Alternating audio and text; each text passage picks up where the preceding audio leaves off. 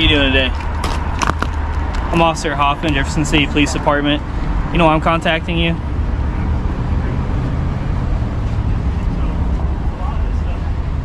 Yeah, we can play a silent game, man. I'm trying to contact you. You have every right to record me. I want you to record me. My camera's recording too. So the thing is, man, business called. They say you're taking pictures. They try coming out here talking to you, just seeing what you're doing. You want to be really cooperative with them. Is there any reason why you'd be taking pictures of the business?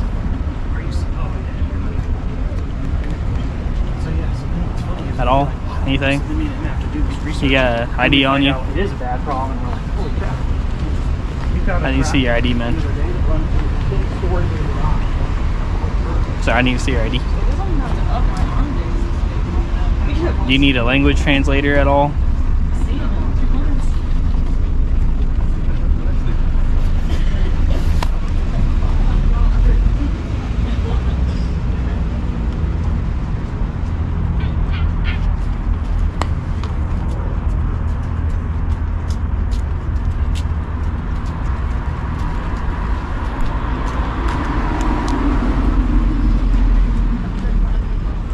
Are you able to speak English, or do you have to speak a different language?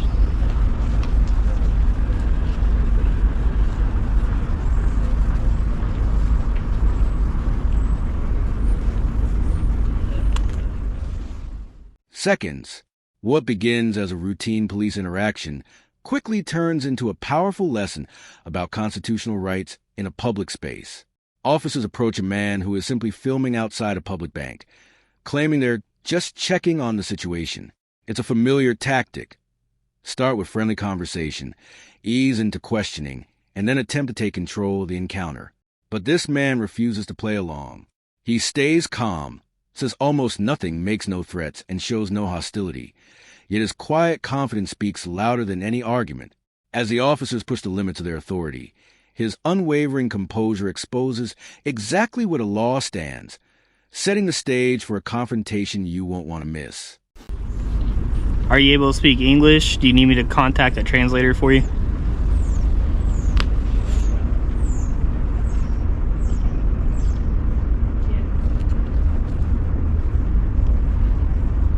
Are you able to speak? Do you need a sign interpreter or anything like that?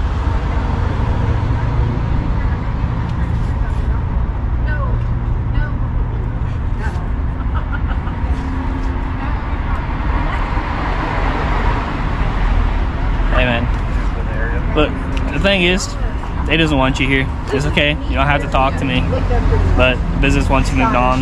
You're sitting here as a bank establishment, you're taking videos and pictures. I'm more willing to work with you if you talk to me, but at this moment they want you moved on. You understand?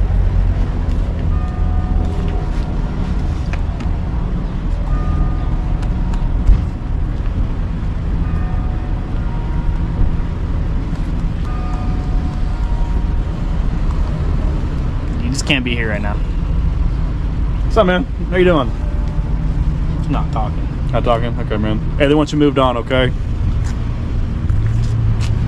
All right. Where's the caller at inside? Yeah, you should be inside.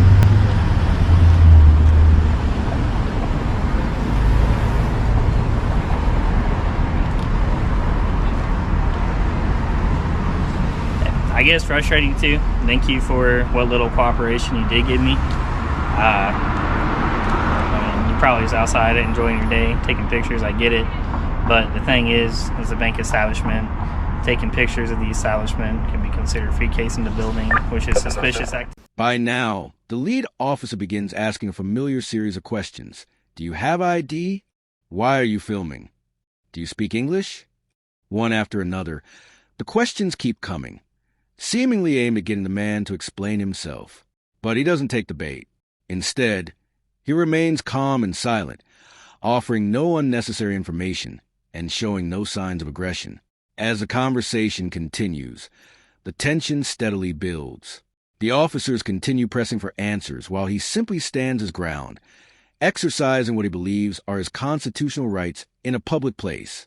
With neither side backing down, the encounter quickly transforms into a compelling test of authority, patience, and the limits of the law. And with that being suspicious activity, the reason why I'm out here is to investigate that, and being that essentially this is business property, they just want you moved on. Does that kind of make sense? Yes, no, maybe so. Is there a form of communication I could use to communicate with you? Or anything like that?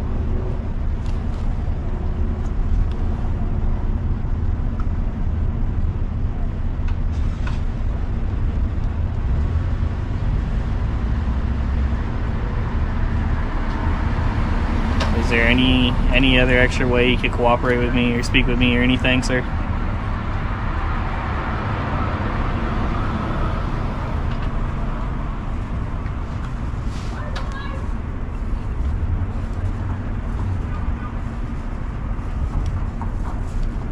Are you from Jefferson City?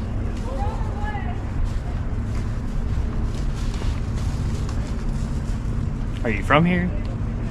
Are you from Fulton, Columbia, Jefferson City? I'm assuming you're from here, being that you got a Chiefs jersey on. You excited for the Super Bowl at all?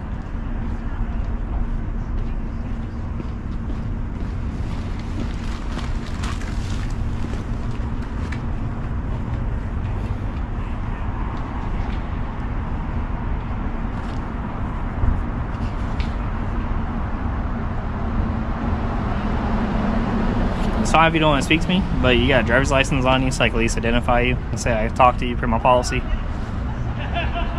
Like a ID, driver's license.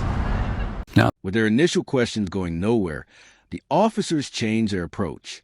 The conversation becomes more casual as one officer asks whether the man needs a translator, whether he's deaf, and even jokes about the Super Bowl in an apparent attempt to get him talking. Yet the response remains the same: calm, composed silence. Without arguments, raised voices, or unnecessary explanations, the encounter grows increasingly tense. As the seconds pass, the contrast becomes impossible to ignore. The officers continue searching for a response, while the man remains steady and disciplined, letting his silence speak for itself.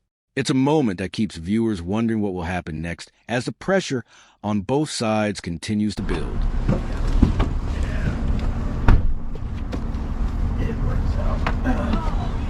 So you can hear what I'm saying?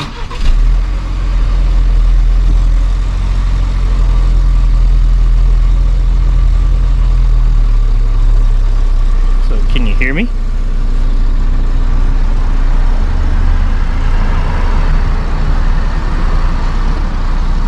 Can you hear what I'm saying to you?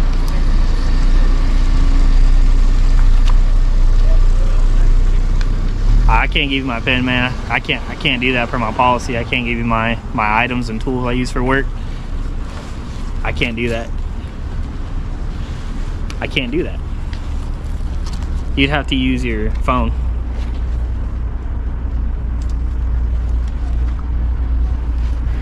I can't give you the tools I work with, man. As the encounter continues, the officers begin offering different explanations for their questions.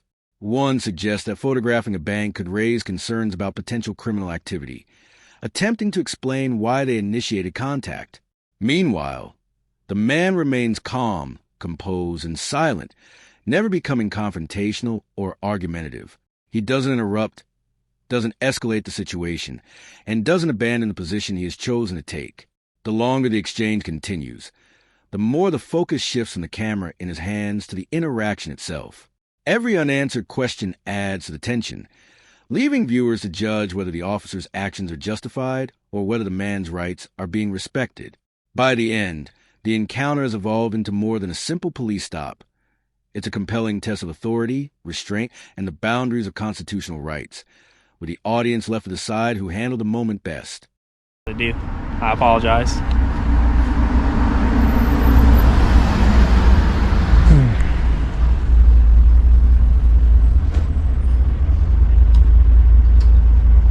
The business wants you to leave, though. Yeah, I'm gonna give Sergeant Bickle a call real quick. Yeah, that's fine. I He's not saying if he can understand us, but he's answering yes or no to like stuff I write down. He is? Okay. Yeah.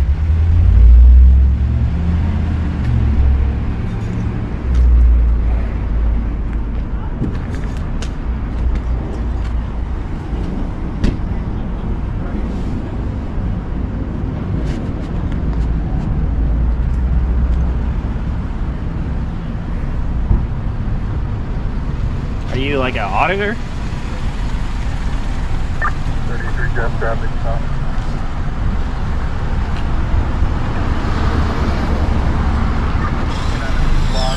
Sorry, exit doors.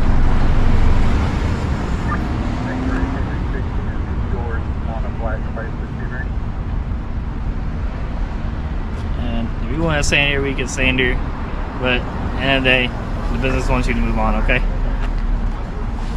The 29 block. I can't do that. I can't do that.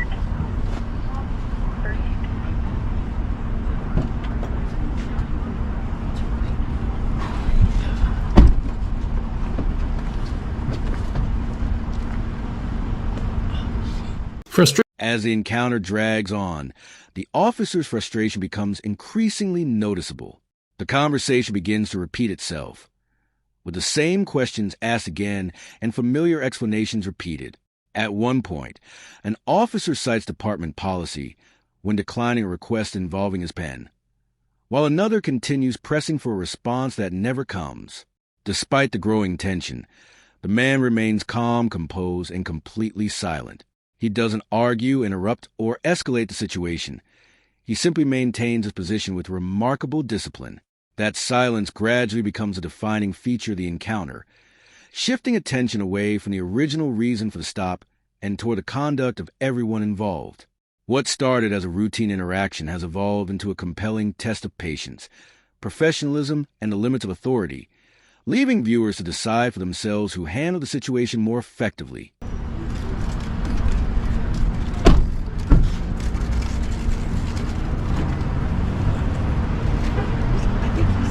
Are you non-verbal? Oh, you're good. Are you, sir? Are you non-verbal?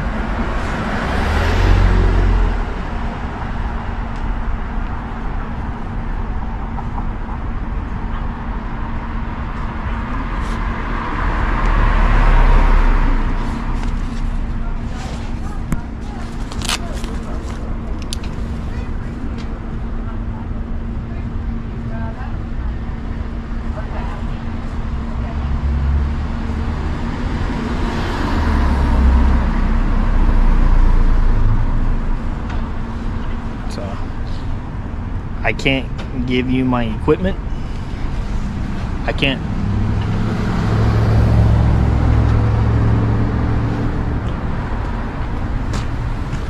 Hey. No, you can't go in there, man. These, you can't go in there. You can go that way or that way, but you can't go in here.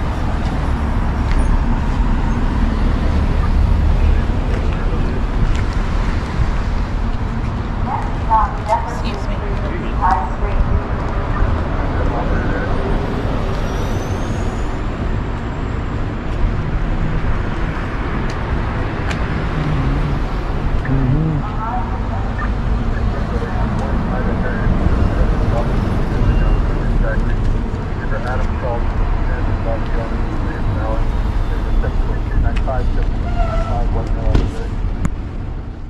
As the encounter continues, additional officers arrive, quietly exchanging questions as they try to understand what's happening. Some wonder whether the man is deaf or simply choosing not to respond, but no clear answer comes. Through it all, he remains calm, steadily recording the interaction without raising his voice or changing his demeanor. The officers continue looking for information that might clarify the situation, while his silence keeps the encounter at a standstill. With every passing moment, the focus shifts away from why the contact began and toward the unfolding exchange itself. What started as a routine police interaction has become a compelling demonstration of patience, restraint, and the complexities of exercising constitutional rights in public. Without saying a single word, the man leaves viewers with a lasting question. When does silence become the strongest statement of all?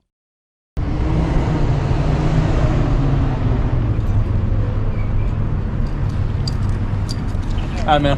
Hey, you're good to stand here, okay? Just don't harass them in there, okay? All right?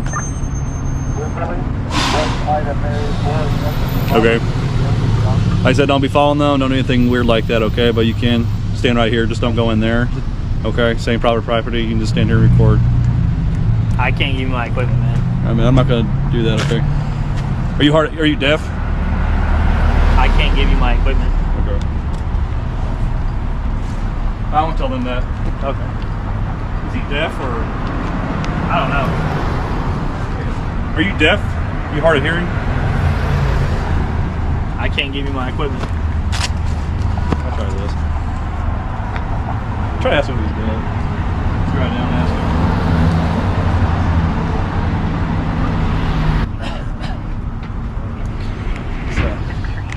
You're free to stay, but leave the business alone. So them, you gotta leave them alone, okay? They don't want you taking pictures or recording anything. I'll write that down too.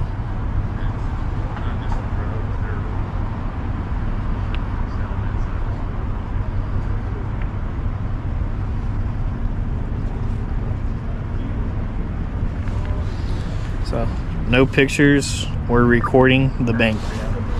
Okay? So you're free to stay here. Okay, you just can't, them, you can't do that, okay? Yeah, that's fine. And just like that, the encounter comes to an end. After repeated questions, multiple attempts to continue conversation, and several different approaches, the officers ultimately decide to disengage and walk away. The man never raises his voice, never argues, and never abandons his calm, disciplined approach. His camera continues recording until the very end, capturing an interaction that leaves viewers to draw their own conclusions. What began as a routine police contact has evolved into a thought-provoking exchange about public recording, individual rights, and the balance between authority and accountability. In the end, there are no dramatic confrontations or heated arguments, only a quiet display of patience, composure, and restraint. Sometimes, the most powerful statement isn't made with words at all. It's made by remaining calm when every moment invites a reaction. The bank doesn't want that.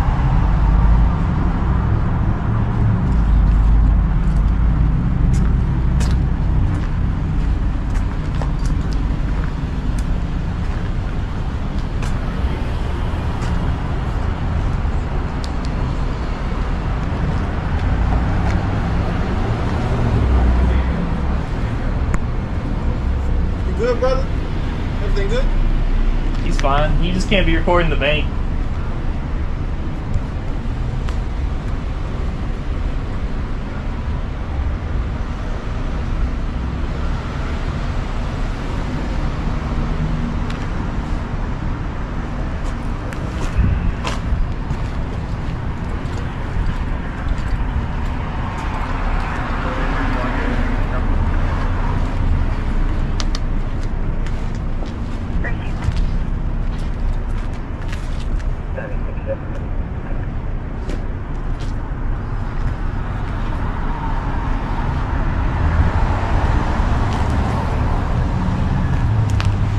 I don't know, but he keeps trying to record.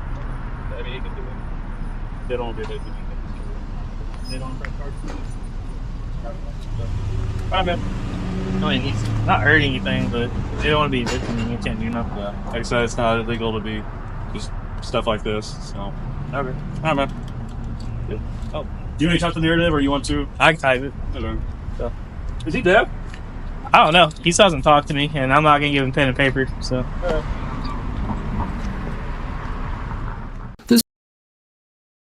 This moment is about more than the end of a single encounter.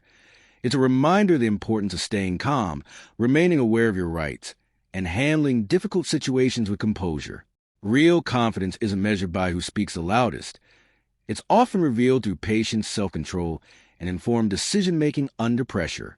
Encounters like this encourage important conversations about public accountability, individual liberties, and the responsibilities that come with both. If you found this breakdown insightful, don't forget to like, comment, and share the video. And if you enjoy content that explores real-world police encounters and the rights they raise, be sure to subscribe so you never miss an upload. The more informed we all are, the better equipped we become to understand these moments when they happen